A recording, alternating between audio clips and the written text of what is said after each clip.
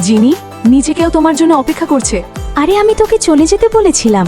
Science section 2 এর ছেলে তোমার জন্য কফি দিয়ে গেছে। তোমরা খেয়ে নাও, আমার লাগবে না। বাহ জিনি, সব ছেলেরাই তো তোমার উপর ফিদা। আমি আজ পর্যন্ত তোমাকে মেকআপ ছাড়া দেখিনি। সুন্দর হওয়া সহজ মনে হয়, কিন্তু এতে লুক নিয়ে টেনশন আরো বেড়ে যায়। কলেজে স্পিড ইভেন্ট আছে, যে হোস্ট হবে সে এক্সট্রা ক্রেডিট পাবে। জিনি করে নেবে। লোকেরা কি আমাকে শুধু দেখতে সুন্দর বলেই বেছে নেয়? আরে উঠো, 8টার ক্লাস। জিনি, তুমি মেকআপও করে নিয়েছো?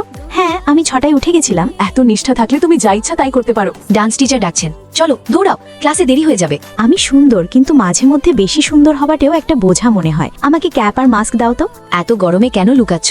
ভয় লাগে লোকেরা আমার মেকআপ ছাড়া চেহারা দেখে আমাকে পছন্দ করা বন্ধ না করে দেয়। কিন্তু তুমি মেকআপ ছাড়াও দেখতে একই রকম। আর যদি তুমি সুন্দর না হতে, তবে কি আমি এই সুযোগ পেতাম? না, কারণ সুযোগগুলো তুমি তোমার লুকের জন্য নয়, বরং কঠোর পরিশ্রমের জন্য পেয়েছো। ডান্স কম্পিটিশনে এ পজিশন পেয়েছো কারণ তুমি পরিশ্রমী। হোস্ট হওয়ার সুযোগ পেয়েছো কারণ তুমি সত্যিই প্রতিভাবান। জিনি, আপনাকে প্রফেসর ডাকছেন। ম্যাম, আজ আমি মেকআপ করিনি। নিজের সৌন্দর্য নিয়ে ভয় পেও না, ওটা তোমার আবরণ মাত্র। কিন্তু তোমার আসল শক্তি হলো তোমার প্রতিভা। মেকআপ থাকুক বা না থাকুক, তুমি নিজেই নিজের জন্য যথেষ্ট। মেকআপ তোমার পরিচয় নয়। নিজের সৌন্দর্যকে কখনো নিজের আসল প্রতিভার ওপর জয়ী হতে দিও না।